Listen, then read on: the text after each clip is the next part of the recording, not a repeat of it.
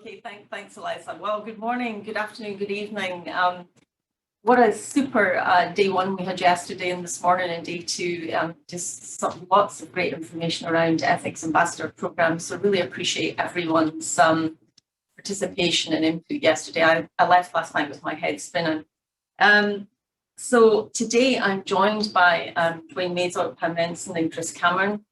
They'll introduce themselves in a minute, but our theme today is our leaders are our ethics ambassadors for our Gulf of Mexico business. And so today we're going to give you a sense of what the program feels like in our Gulf of Mexico business. More importantly, I'll give some context on our Gulf of Mexico business and the change that BP is going through.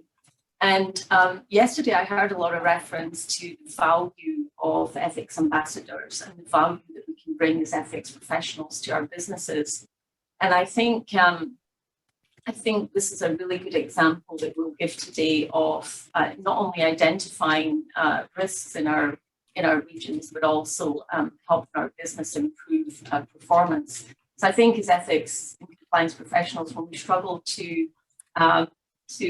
share the value that we bring, and we're always looking for the numbers, while we refer sometimes to ourselves as an overhead, I think there's a perfect opportunity here to talk about the value we bring through the programs that we deliver with great leaders. So without further ado, I'll hand over to Duane, Pam, and Chris to introduce yourself. Just say a bit about your role and kind of the bit of business you look after as leaders.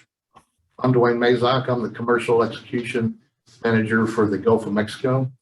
I support contracting of our materials and equipment and services to support our drilling operations and our production operations for our platforms in the Gulf of Mexico and help drive, working with our operations teams, performance of our contractors and execution of the work. My name is Pamela Menson. I am the FM execution lead, which means I keep track of all of the painters painting our facilities in the Gulf of Mexico. There's a bunch of them. There's a lot of corrosion out there. I'm Chris Cameron. I'm the integrity management squad lead, which means I look after all things integrity management, 3 primary work streams: inspection, construction, and fabric maintenance as well, and effectively manage 200 personnel on offshore facilities at any given time. Thank you both. And FM means fabric maintenance, right? That's good, yeah. So, folks, BP's gone on a journey of change. I think, like everyone's companies, it's been a challenging few years through COVID, but early 2020, just before COVID struck, BP announced it was moving from being an independent oil company to an integrated energy company. And I think what that means is you're probably noticing BP's branding and the markets that we're in are changing.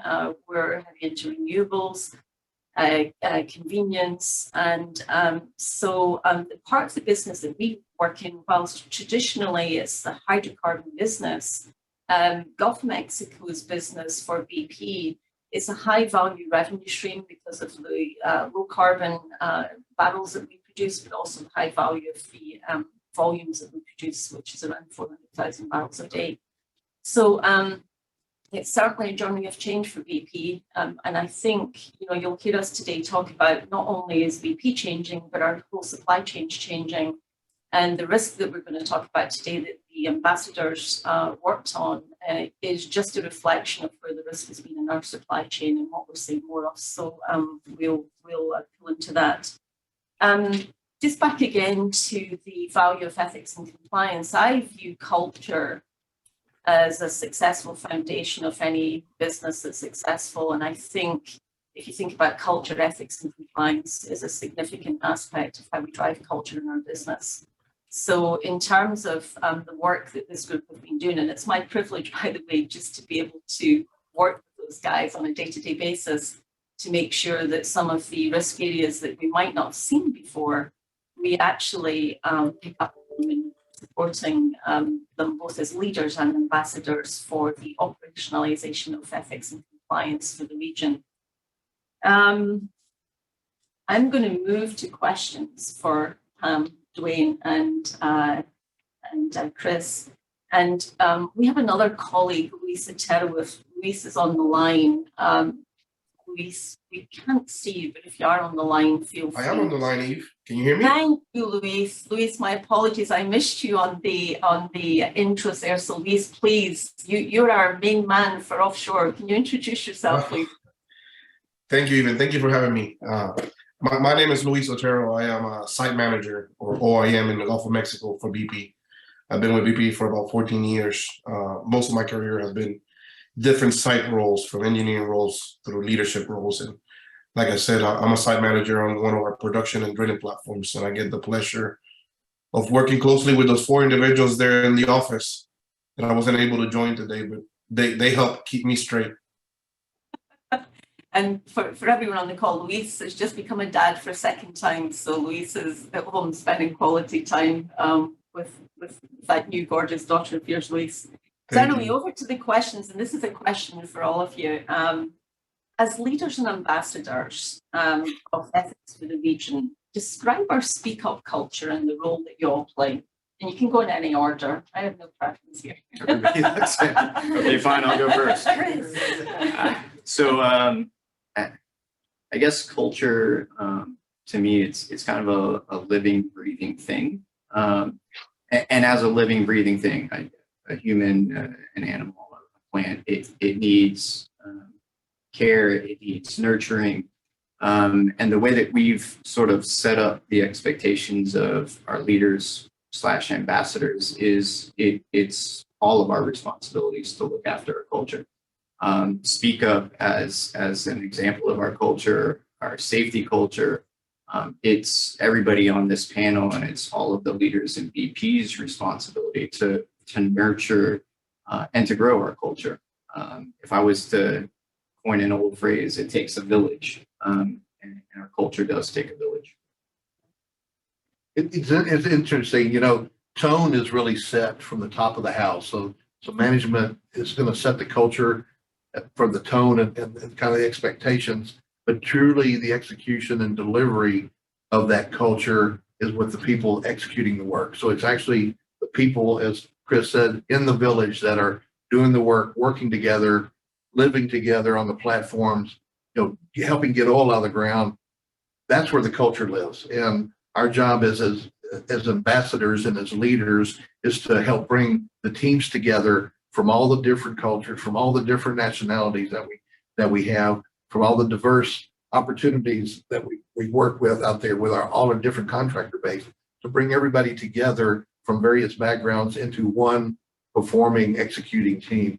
And so really it's our opportunity to be the open door and open arms to the teams to bring that culture and take a look at it and speak up as an opportunity that allows everyone, whether it's a BP employee or a contractor, to raise their hand and say, hey, I'm seeing this. I have a concern here. I have an issue there. What can we do to improve that? And as leaders and ambassadors, we can help steward that opportunity for change.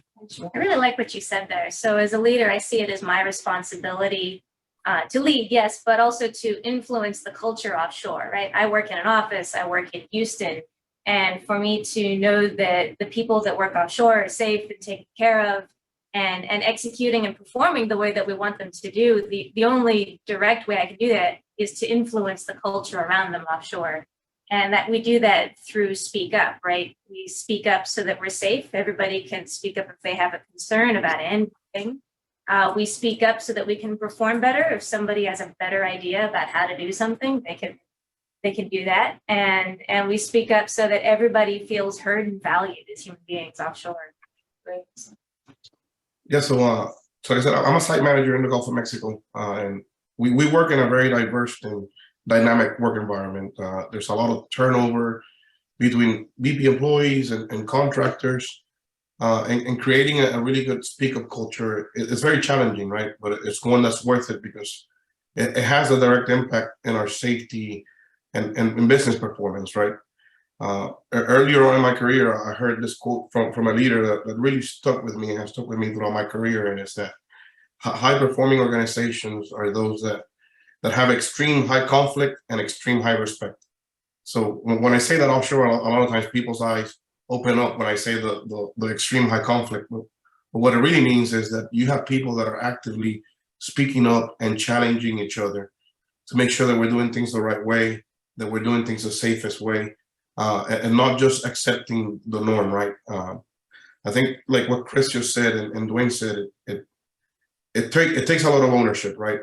As leaders, like Pam said, we need to influence and we need to lead by example, but it takes all of us in the organization to be able to drive and embed a really good speak-up culture. So I think there's challenges out there, like what Duane said, in terms of language barriers, turnover, and as a leader, we need to pick up on these things and then help create an environment where folks feel comfortable speaking up, and that's my role as a site manager in the Gulf of Mexico. And you know, Luis, just as you all spoke there, it suddenly reminded me to remind folks that our offshore environment is like one big family, right? Because we not only work together, but we live together for long periods of time, and sometimes even longer periods of time during COVID, right? And we work together for a long time, and I think that's quite a unique feature for our offshore environment. I spend more time with my colleagues than with my family. Yes, yeah, that's true. So Duane, just leading into that, the work environment offshore, we've seen a huge change in our supply chain demographics. COVID, the recovery, certainly the the reinvent piece for business. It really is significant to see what's happening in supply chain. Tell the conference a little bit about what you're seeing, but particularly on the people side. Absolutely. No, thank you for that. I think all of us know the world has changed. It's changing quickly, and it seems to be changing every day. And the supply chains have been tested like they've never been tested before.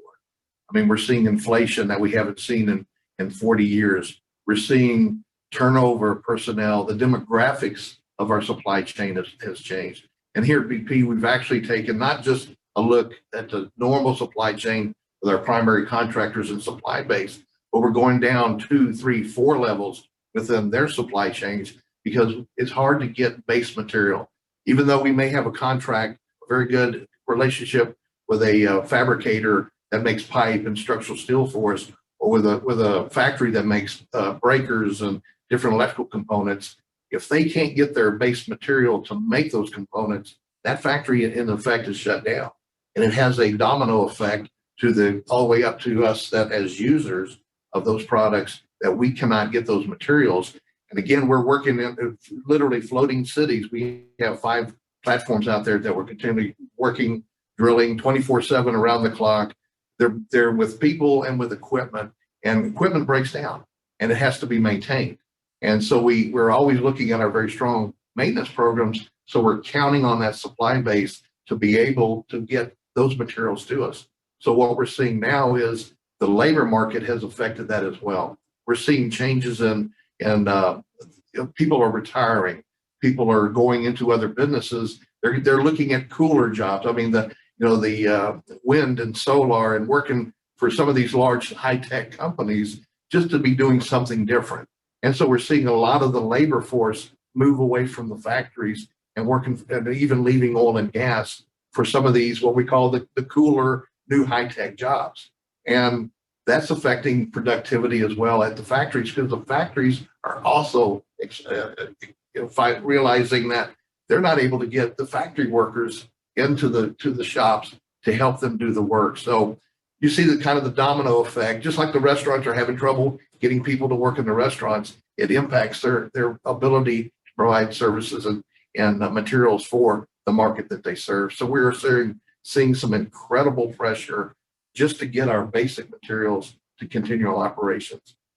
So Duane, what impacts has that had on the labor? So how has it changed the whole labor? It has changed. So what we're seeing now, and again, looking deeper into the supply chain, we're realizing that we're seeing a lot of foreign nationals that are coming in and they're getting the competencies. They're becoming welders and fitters and people that put together the equipment and come in and install and then actually operate. So we have a lot of foreign labor working with us on our platforms as operators to help keep the operations going and as workers, and they're doing an outstanding job for us. But we're realizing English is not always their first language. And so communications has always been communications among just our BP employees is always difficult enough. Communication should be very easy. It should become very natural. But as we all know, communication is sometimes misunderstanding of communication can impact the intent of the messaging. And so what we're finding is we're bringing in more foreign nationals who are highly trained, doing a great job for us, but they're not as comfortable in an English speaking environment. So we're working with that. And as ambassadors, we're realizing that here's an opportunity for us to include all the various cultures, all the various labor that is working with us, to include them in our workforce, include them in our communications, and make them feel more comfortable working for BP. So that leads nicely into, so what problem did we discover? If I think back 6 months ago, we had a huge aha moment. Share with the attendees what our aha moment was, just tying up on the labor piece. I think there's a series of aha moments. A great job sort of laying out the groundwork for the resource pool. I mean, we went from a resource pool that was made up primarily of the folks that are in our part of the country, right? So Southern United States, that was the culture that was on our platforms. And we've gone to a resource pool that's very eclectic, very international, and less every day, sort of Southern United States, which is where we live. One of the big ahas for us, I think that BP has always had a darn strong safety culture, speak up culture. I think we've all played a really good role in ethics, but as we kind of dug into speak up and driving the culture that we wanted in speak up, one of the early concerns that came up was, how are we communicating? And you automatically think, does everybody know the acronyms I'm using, right? That's the first thing you think of when we talk about communication. But we really started to look at, well, we've got all these newer folks that are coming into the organization from diverse backgrounds. How are we communicating to them? Do we have, simple questions? Do we have the right kind of signage? And what we discovered, the big aha moment, was we may be missing whole groups of people based on their primary language, right? Spoken language. There's folks from Spanish-speaking countries, from Filipino-speaking countries. There's all kinds of different folks that are starting to show up on our platforms. And the big aha for us was, oh my gosh, it's not acronyms, it's not signage. We may be missing whole groups of people just on the words that we're using. Yeah. Luis, what was your thoughts as manager? You're the one like what Chris said, the language barrier has been the biggest one, right? So there were several concerns that were raised from all 5 assets that we have in the Gulf of Mexico, but language barrier and the diversity around culture and language that we have our sites was not something that we had really tackled, because I think it's a really sensitive topic, right? But it's the one that definitely needed attention. And I think what made me really take action was earlier in the year, there was this high potential incident report that came from a different region of the company. It was an incident where 2 subcontractors, they opened a hatch on a ship, and one of the individuals took a wrong step or a misstep, and he fell through this hatch 50 foot into the deck below and got seriously injured, right? And one of the contributing factors that was noted in that incident report was miscommunication due to language differences. And when I read this, it really struck me and stuck with me that this could happen at my site, right? This could happen at any of the other sites in the Gulf of Mexico. And it made me realize that it's something that we really needed to take action on, so that folks that did not mainly speak English or really understood English, that we gave them the tools and the space for them to really understand critical information, and also at the same time voice their concerns, right? Because we need to be able to hear from them and their perspectives. And that's what really made me take action and start working with this group in the room to tackle this problem that we have, or opportunity. I do recall the first meeting, and when we all got together, we all really questioned our own command of the English language, didn't we? And we all came to the conclusion that none of us really spoke English or perfect English, says the Irish Scottish Texan in the room. And but yeah, no, we really did have a lot of aha moments at that point, both in terms of signage and dialect, and not only the roles that people were coming into where, you know, English is tested, but it's not just performing in that role, it's all the other things, Luis, you know, offshore that people have to do, like respond in an emergency, know where their lifeboat is, know where their cabins are, and know where their muster points are, and know what to do in the event of an emergency. And so this was a huge aha moment for us. The temptation is, as we often can do, is to just write it into more process. I think we all realised after we'd had our fun moment around none of us speak English, then we realised, let's put ourselves in other shoes. And when we're in a foreign country and we don't understand language, what help is given to us? And I think that's probably our biggest aha moment. And how it feels. How it feels, yeah. That's the other thing. I mean, as Eve has pointed out, we all speak various degrees of English here at BP, but you know, we have the Scottish and we have the Queen's English. I'm from Texas, so I have the Texas slang English. Then you have the Southern Louisiana Cajun. Don't forget about Puerto Rican. And of course, and the Puerto Rican English. So we have so many different dialects spoken, and I think we do a real good job of the intent of the messaging. But as we know, and even with oil and gas, and as I'm sure with all of your industries, you have slang and different acronyms for things, and everyone within that industry understands it. Even in the oil and gas industry, we have slang terms that everyone that's directly in the industry and has been doing that work will fully understand. But when we're bringing the young professionals and the younger people to come in, we have to literally teach them kind of what we're talking about and how it applies. And so, as Eve said, I think the biggest factor for us was we realized we were communicating. We had the intent of the messaging, but we weren't including everyone to be fully comfortable. Just a simple thing is, hey, I'm not feeling well, or I just saw someone get hurt. They may not be able to communicate that message to the right party in a quick enough time. And safety is our job one. That is our number one priority. And probably second behind that, in addition to quality, is we want our employees and our contractors to feel appreciated and cared for, and for our culture of care. And this is one of this panel, and working together with the offshore teams, the support teams here in Houston and Chicago and all the different locations we have, we're trying to figure out how best can we make everyone feel included.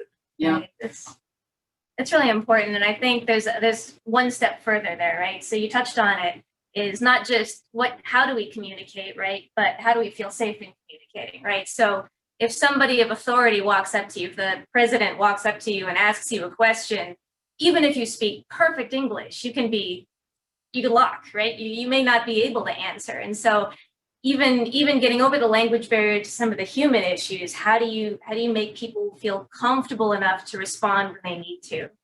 You know, it's Martina, thank you so much for your question regarding how do we interface with our contractors? How do we handle requests? I think that's a nice lead into, so what did we do as ambassadors? What did we do? So let's go back to, I think it was probably September, October last year. Where did we start? What did we do? And how far have we come? Yeah, so I guess a point on that question, I just want to make clear that thanks again, Martina, the working conditions for the contractors are different than the directly hired. I just want to make clear that on the platforms, they eat together, sleep together, work together. So the working conditions, the environmental conditions are exactly the same for employees and contractors. So just want to make that point. So where to begin? If I look at what we did, so there were a couple of these little ahas, I think, that the gang kind of mentioned. Luis had some good insights. We had some good insights from some OIMs. I manage, Pam and I manage some of the biggest contract teams in the Gulf of Mexico. And so we have the greatest exposure to contractor culture, contractor speak up, and some of these nuances that popped up, or these examples that popped up. So in conversations with some of Luis's colleagues offshore, there were these little examples that kept popping up, and they'd been there for a minute, around ability to understand the right level of technical communication, the right level of safety communication for some of these contract partners. And so it came to be that we knew that we had a problem to resolve. And I think that we knew early on that if we let a Luis or a procurement person or a contracts person or an ethics person or just a regular old line manager like me just squirrel off and try to solve the problem, it was going to be a very single-faced, not multifaceted response, right? It'll be an update to a contract. It'll be a reprimand from an OIM. It'll be a reselection of resources from a line manager just to get the job done. And none of those felt like they were going to really address the problem. So I think the smartest thing that we did was take people from every one of those branches, right? So we've got a panel that we formed to go outline the opportunity, outline the scope and scale, and a whole bunch of different perspectives on what could be solutions, right? So we partnered with two of our biggest service providers. They also have the most exposure to diverse resources. We partnered with Luis and a couple of his colleagues offshore. So we have asset level leadership. We partnered with Pam and some of her colleagues. We've partnered with contracting and ethics. So we have a diverse panel that we've set up to dig deep into where are we missing a service level to these employees? Where are we missing creating the right safety net? That's what's led us here, is really putting that panel together. And really tying into that, well said, Chris. It's really, he talks about safety, and again, safety is our number one priority. But we want all of our employees and contractors to feel cared for, and that there truly is a speak up culture, that no matter what their background is, no matter where they come from, no matter what language they speak, we'll always be there for them. Our arms are open to them, whether they're a BP badged employee or a contractor. We're looking at how to build that respect and trust. We left out kind of a key group of contractors with our new labor force and the new contractors coming on board with us from different countries. And we realized some basic communication, again, it really boils down to the highest level of respect is through communication. And we were leaving out some key people on, did they feel comfortable? Did they feel cared for? Did they feel comfortable speaking up? Or did they just want to talk with their own people that spoke their own languages?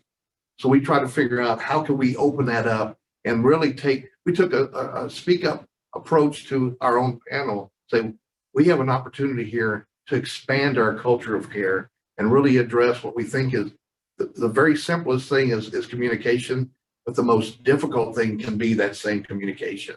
And the intent of messaging and the comfort that allows everyone to feel wanted, appreciated, and empowered to say, we have an issue, we have a concern, or even the good things that happen. Let's talk about some of the good things that happen. Sometimes we miss out on some great opportunities for recognition and to continue doing those great things because we didn't really go out there and find out, hey, do you feel comfortable saying this?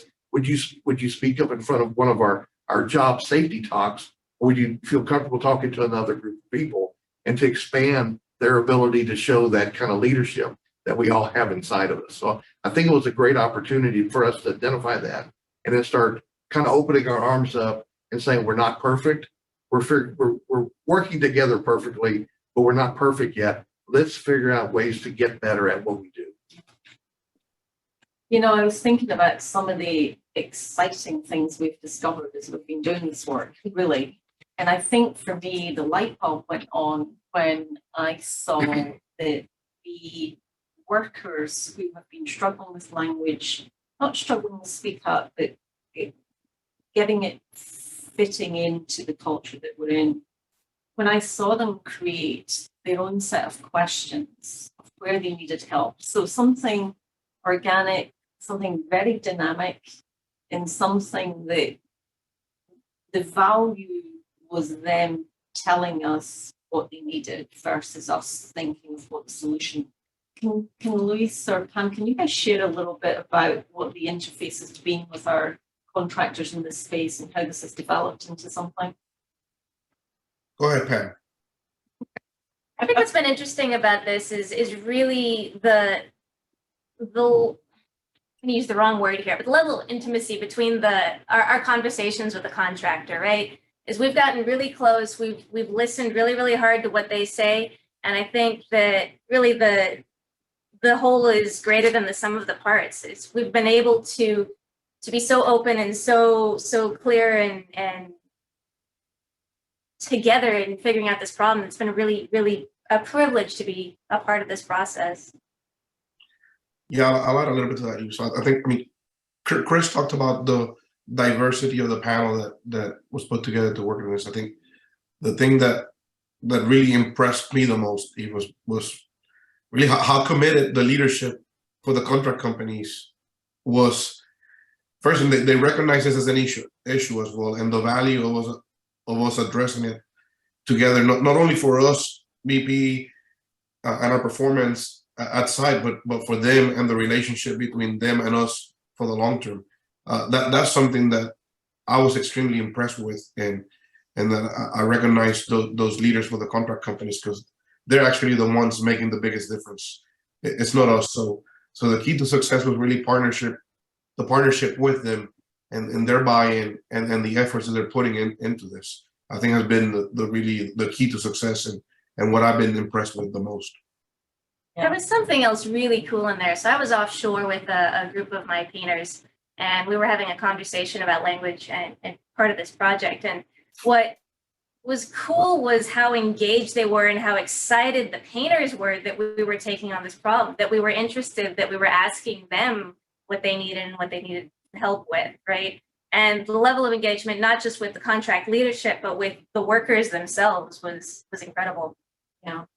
I also want to move to, and I call it Chris as a shadow ambassador. So there was the ambassador job, the official is part of the day job. And then Chris did this pseudo shadow activity one day for me. It was probably the most insightful thing, Chris, I've ever heard, our leaders talk about. And we had put in place, so to set this up, we had put in place that a good buddy system, that was one of the many elements of the program. And Chris was going offshore one day, and I'll let you tell the story of where we saw gaps in the buddy system. And it was so obvious, and yet it wasn't until you stood in someone else's shoes, wasn't it? It's amazing. So first, two of us on the panel three of us, several of us on the panel are multilingual. I'm bilingual, as is Luis. I guess French is another language, right? So we counts, yes. We all speak multiple languages, or most of us do. So we stood up the panel, got some really great traction with the panel as kind of a very focused panel on language barriers and creating a multilingual safety net, right? More than anything else. So I did have an opportunity to go offshore right when we were kicking off some of the fundamental building blocks of the program. And one was around mentorship, right?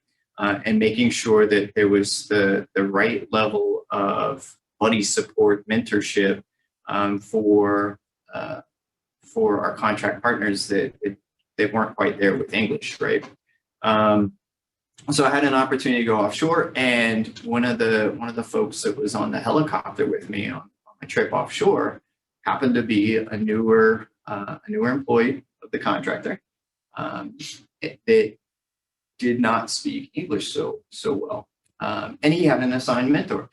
There's some steps to go through to make it from sort of the beach out to an oil platform. There's a heliport, there's a check-in, there's security, there's orientation on the platform, there's being assigned things like your safety equipment, where you're going to sleep, where you're going to drop your laundry, and in case of an emergency, where do you go, right? So there is a lot of English language safety dialogue that is put on people on the way offshore. And it's important that they know those things because, right? So I happened to go out with him. I had a little bit of a conversation with him, and he asked me a couple of questions in English that weren't quite right. So I responded to him in Spanish. We had a bit of a conversation in Spanish, and he didn't quite get all the orientation bits, right? And I was like, oh, geez, this is one of our contractors. Fast forward a little bit, he goes down to the job site and finds his mentor. He's now with his mentor and things. So the gap there was we were missing an opportunity to provide the safety net so much earlier on, where we missed for this employee. We missed creating the safety net for this contract employee. From the time that they showed up to the heliport, to the time that they took a helicopter ride, to the time that they got to the platform, we completely missed it. So one of the panel meetings, we talked about the gaps, and again, our contract service providers were so eager to hear that news. And so they've changed all of their programs. So now mentorship starts from the point that you get to start traveling to an offshore facility all the way through to the point where you're going home. So it was good, a good finding. Yeah. And aha. That was one of my biggest ahas. As an ambassador, you actually do have to be in someone else's shoes. You have to have the ability to be curious and deep enough, but to also, as I call it, keep round corners, such that you can look out for that risk, for that potential risk, versus wait on it coming to you, speak up as well. So for me, that was the most profound story on kind of being in that ambassador role, being in your own job going out there, but also being that buddy in spotting the gaps and then addressing the gaps very quickly, Chris. So thank you for that. Luis, how are you seeing the results show up offshore? I mean, we've been at this now. I know we've just got going with the language piece on the checklists and things, and the buddy mentoring system. Are you seeing tangible results, Luis? Because my head always goes to metrics for ambassadors. How do we measure how effective we are?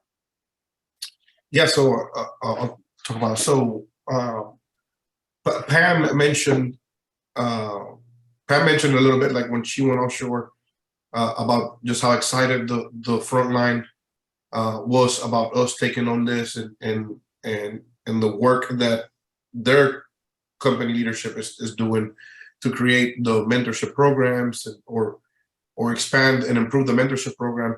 So I mean, definitely there's been an increase in terms of engagement with the folks offshore and the contract employees offshore that don't speak or don't understand English as their primary language, and they're excited about it. I think overall in the long term, what we should see is we should see more folks speaking up, right? Using the behavioral-based observation programs that we have, right? Some of those tools that we have out there at site that allow folks to be able to speak up. So increased participation in that. Overall, we should see an improvement in our safety performance, right? Because we will be embedding the learnings and the safety critical information sooner in the process. So there's things that we'll see longer term in terms of actual performance that I feel really confident that we're going to start seeing soon. But for now, I mean, it's the level of engagement that we're seeing with these individuals. It's definitely increased their ability to approach others and speak up in morning meetings or the safety meetings. It's getting better and better by the day.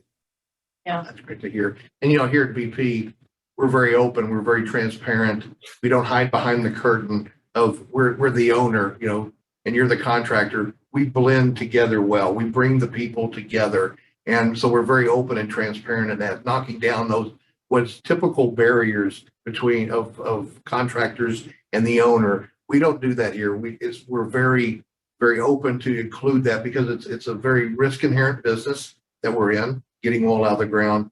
So we're going to protect each other and work together as a family because, as Eve had said earlier, we live together.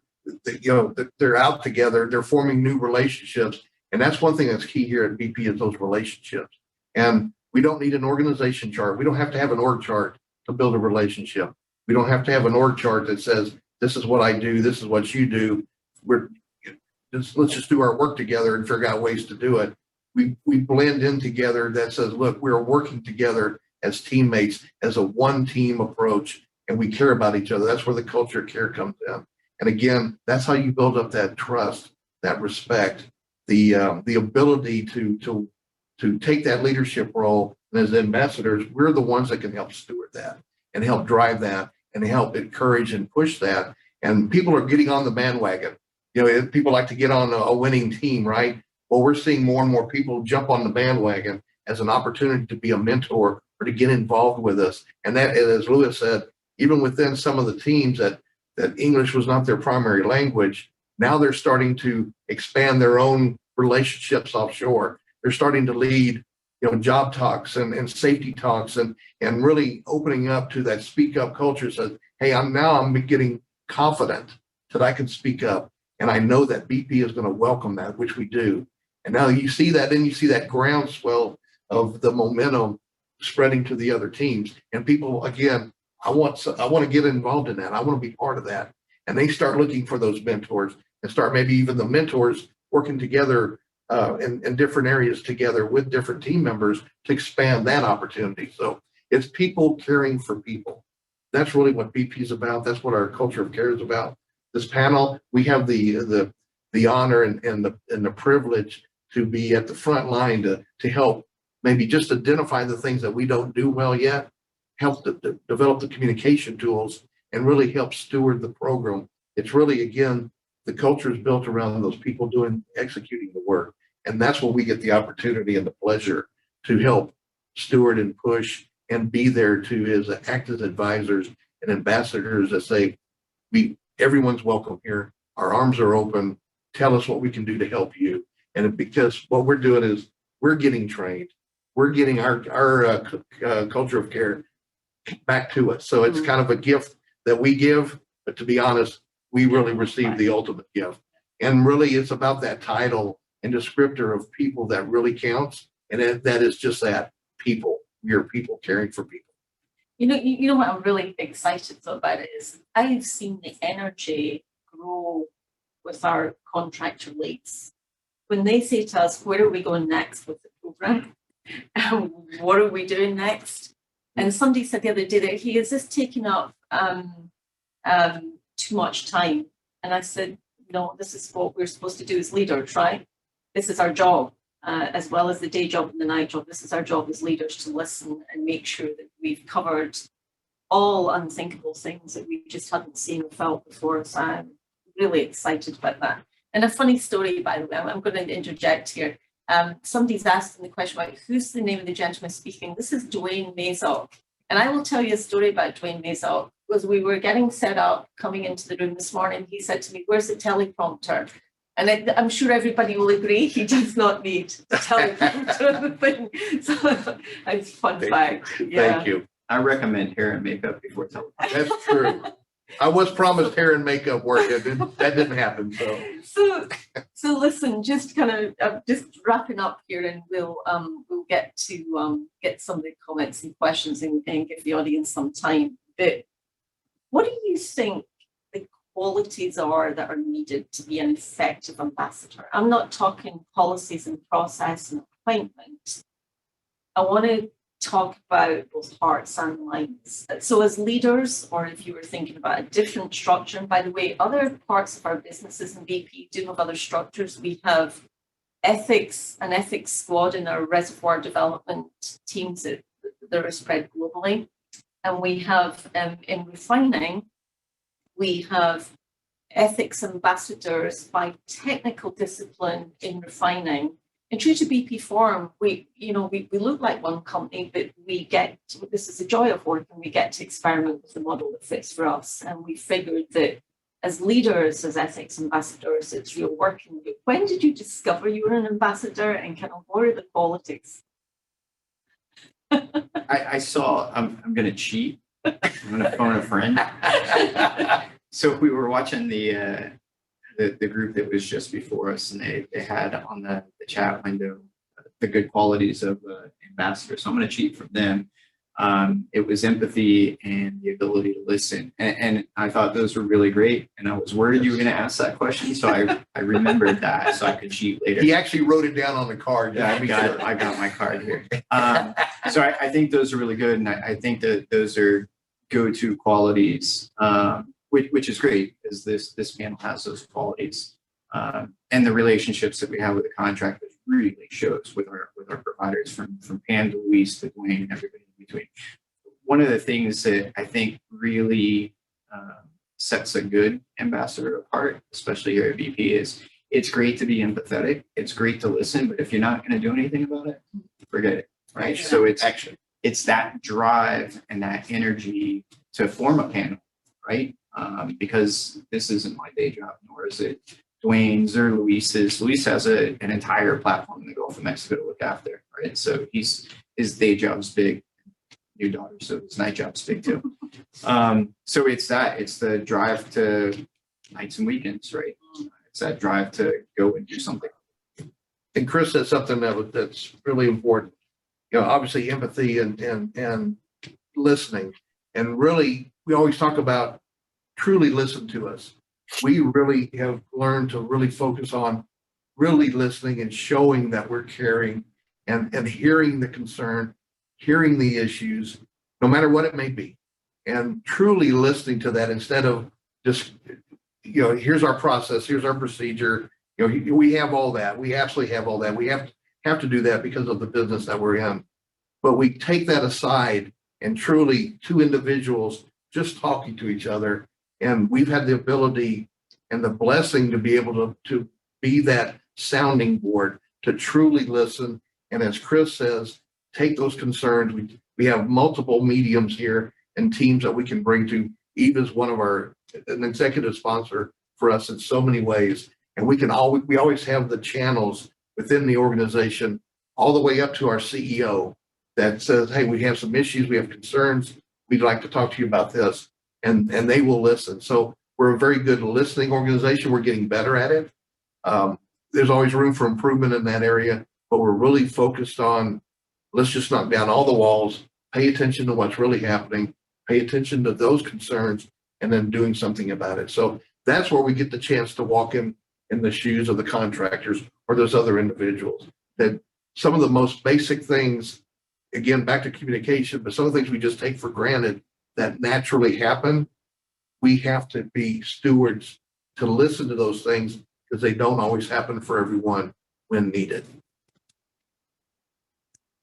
Eve, so I think for me, a couple of things. So I think Chris talked about it a little bit in terms of taking action. I think to me it's ownership, right? So I know we're leaders in our own capacity in our own portion of the organization, but to me it can't be just one person, right? It can't be just us as individuals. One individual is not going to be able to have much of an impact in the organization and the size of the organization that we have and in the relationships that we have with the contractors. It's the sum of what all of us do that actually makes a difference and has an impact. And I think it's not just us as leaders, but frontline workers, contract employees. Like, everybody needs to see this as an opportunity and take ownership and drive in creating this good speak-up culture. And then it's going to sound like I'm going to try to sell some BP brand stuff here, but we kind of talked about these things through the different conversations that we have. But at BP, we have 5 safety leadership principles that I truly think that they sum it up really well. And those are: 1, we generally care about each other, which is what kind of Duane has been talking about. And what that means is that we really care for each other's well-being, not only at work, but also at our home life, right? And we take time to really understand what people are going through and help them through that, right? The second one is we don't compromise on safety. So we work in a really high hazardous environment where people's life are at stake, right? So we don't compromise on safety. We're all human beings and we know that we're going to make mistakes, right? So we learn from our mistakes. The worst thing that can happen is that we don't learn from one and something similar happens again. So we really learn from our mistakes. And when they do happen, we respond supportively. we understand how work actually happens in the field. So don't make any assumptions. We go do site visits like what Pam did and what Chris mentioned. They go out to site and they understand how work actually happens. What are the struggles that people are going through? And we don't make assumptions. And then we do what we came here to talk about is we encourage and we recognize speak up. So when people speak up, we take the time and the opportunity to recognize those individuals and those good behaviors so that we can encourage it and make others do the same. I think those 5 safety leadership principles that we all live by day to day really sum up the qualities of what will make a really good ethics ambassador. And bottom line too, we want to do it. We actually want to be ambassadors. No, we don't get paid extra for this. This wasn't a prescriptive thing from management. We're going to form a team and do this. Eve just said we have a need. She identified a need working with us because she works very closely with my contracting teams, with our contractors directly. And she has her open door for all BP employees as well as the contractors. And she makes them feel comfortable to come to Eve with any questions or concerns. But the bottom line is Eve put this team together because it was a need.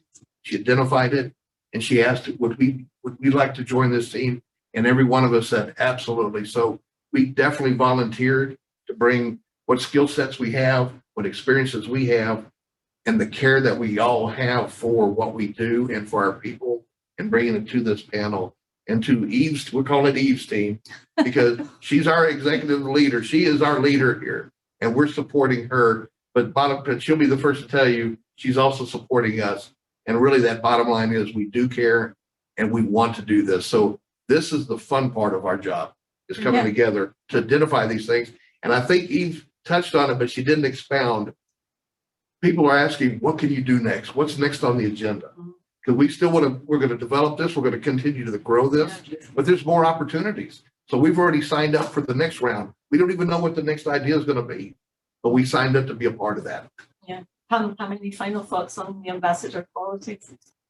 So I'm in a little bit of a different position here. My friends here have a little bit more experience than I do. So for me, it's a good role model, right? So for me, it's been a privilege to be a part of this group and to learn from all of you and all of your experiences. And I think that that's part of creating the culture of care, is having somebody to stand up and look up to and ask the question, what kind of leader do I want to be?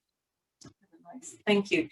Now, before we go, we have some questions. Eliza's pinged us twice. Duane, I think this one would be great for you. You mentioned contractors. How do you handle requests for help and advice from them if their working conditions are not the same as people directly hired by your company? So, we have our contingent labor policy. Yep, we do. But I think you've partly touched on it, but can you give some color to that? We do, yeah. It's a great question. Thanks for that. As you've heard us talk about, our contractors are so important to our business. I mean, yes, we have BP badge people and roles and responsibilities, but our contractors, we spend so much money with them. We have so many involved in all aspects of our business, for what happens on the platform, for roles out there, for what we do here. And the one thing we're always driving is we're going to treat everyone with respect and care and build that trust with them, because we believe in relationships. The secret to BP and the secret to my entire career in oil and gas is relationships.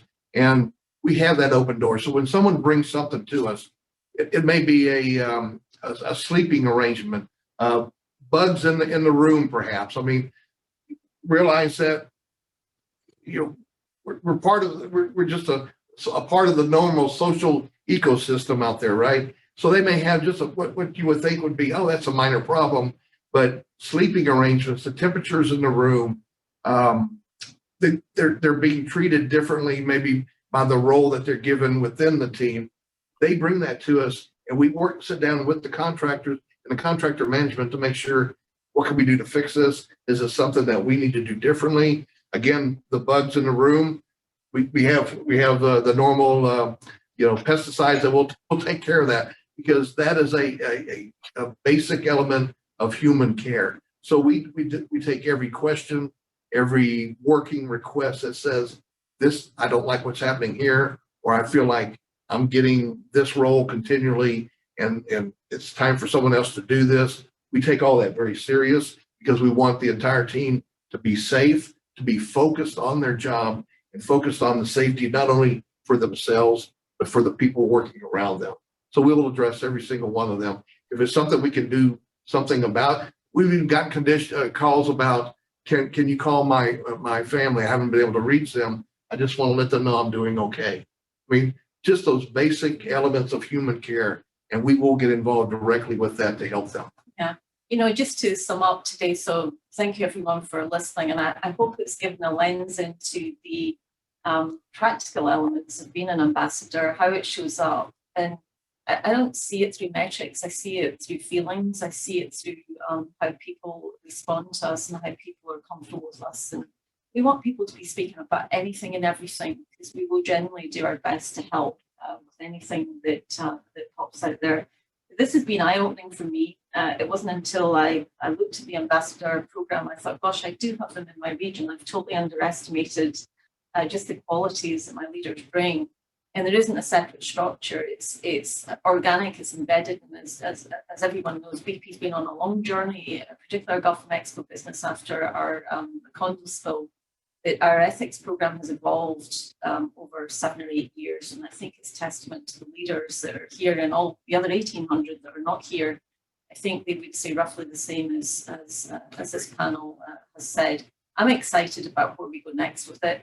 I'm excited, Luis, to hear about how it's showing up differently in the field. That is our metrics. And I think I'm just happy to support the program as it progresses, but it's work in progress, as they say. But it's the most fun thing. I said to the group the other day when we had our catch-up call, I look forward to this. I won't cancel everything else around it to be at the meeting. And I always look forward to it when it's in my calendar, because it's certainly an area I think that it's been a hot topic for us recently. So I'm going to pause there, Elisa, just to see if anyone else has any questions that they haven't popped into the chat box.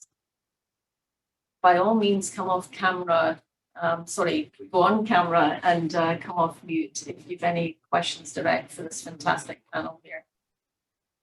One question did come in through private message. You mentioned contractor. No, that one you answered. Sorry, hold on 1 second. We can do it again. It was a great question. I'll take 10. Yeah. Do you find that colleagues are willing to speak up to you, the ambassadors, but they don't want to continue the conversation if it needs to move up the chain? That's a good recent one for you. Great. I can answer that. So I'm a site manager, right? And so at site, I'm actually the highest level on the platform when it comes to the management structure. Yes, there's higher ups in the office, but when it comes to site, I'm the OIM is the ultimate role there, and I think in our on all of our sites, we have a really good culture where folks actually are willing and able to talk all the way up to the OIM, right? From their mentors, their leaders, either a BP leader or a contract leader, and then their supervisors, and then all the way up to the OIM. It's part of what we kind of encourage and we try to embed all the way from the beginning when folks get off the helicopter and the OIMs have a debrief conversation with the folks that get off the helicopter. If there's new folks that come on board, there's an orientation process that takes them through different roles in the organization offshore, but it ultimately ends up with about an hour conversation with the OIMs. And part of the expectations for us as the OIMs and the leaders is make sure that people understand that our doors are always open and that they can come talk to us directly if they have any concerns or they want to voice any concerns. And I have numerous examples that I can share of folks that come to my office bringing up issues as well, some of the ones that Duane talked about earlier, and some that are a little bit more complex. And just to add a little bit to the previous question, when it comes to contractors, our labor force is mostly actually made of contractors, and we treat everybody with respect. There's basic living and safety concerns that are brought up, that those are absolutely taken care of at the moment and by us as VP. There are a little bit more complex situations that do come up with contractors where we do need to take into consideration our contractor relationships and co-employment issues. And that's for those instances is where it's really important that we really have good relationships with the leadership of the contract companies and that we're partnered with them to then manage those situations appropriately so we don't get into co-employment issues. But it takes really good relationships to be able to do that. Very short answer after an ill-timed cough. You have to ask, right? So you have to lift up the rug. You have to encourage them to speak up. You can't just expect them to come in the door. You have to bring them in the door. Thank you, Pam. Well, listen, I'm conscious of time here. We've gone 1 minute over, Eliza. I hope that was helpful. It gave a sense of the practical program that we have in Gulf of Mexico. And I just want to thank everybody for their time today and thank the panel here. Thank you. Yeah, thank you. Excellent. Thank you. It was our privilege, our honor. Thank you very much. And I believe we're going to break now, Alyssa.